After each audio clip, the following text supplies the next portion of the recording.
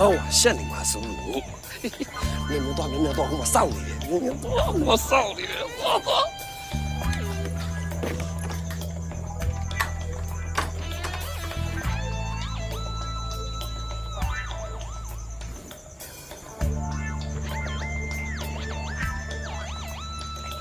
ဟုတ်ဒါဘာလို့လဲ ဒီထဲမှာလို့ပြီးလို့ မင်းမထုံးနဲ့ငါထုံးမယ်ပြီးပါပြီးပါထွက်ခဲ့လားပြီးပါထွက်ခဲ့စမ်း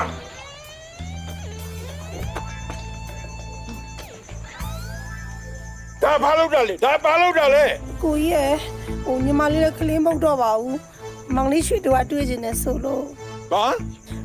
မောင်လေးရွှေတို့ကတွေ့ကျင်တယ်ဆိုလို့ ရွှေတို့ကဒီမှာလေ တောက်လို့လေ ဝတ်တော့အောင်မလားအောင်မ ဦးကြီး ဘာလဲ လက်ပူလက်ချက်မိပြီနော်ဟုတ်ပါနဲ့တွေ့လားကျွန်တော်တရားမသိရဆိုအကြောင်းမဟုတ်ဘူးဦးကြီးတို့မိသားစုရဲ့ဂုဏ်သိက္ခာကိုကျွန်တော်ကာကွယ်ပေးလို့ရတယ်အခုကဒီကောင်သိသွားပြီဒီကောင်အသိတွေ့တော့သိပြီဦးကြီးအဲ့ဒါလေ မင်းငါဆရာမလို့ပါနဲ့ ဟုတ်ကဲ့ကျွန်တော်ကလည်းအကျိုးသိအကြောင်းနဲ့ရှင်းပြတာပါဦးကြီး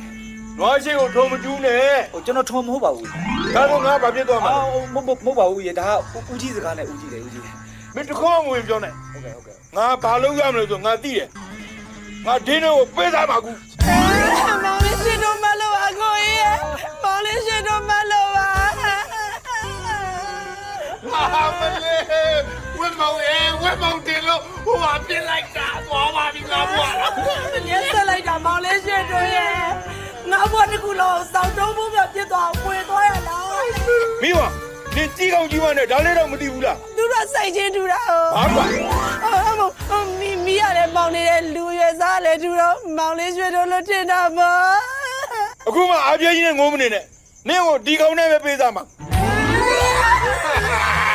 ဝက်မောင်ရဲ့ဝက်မောင်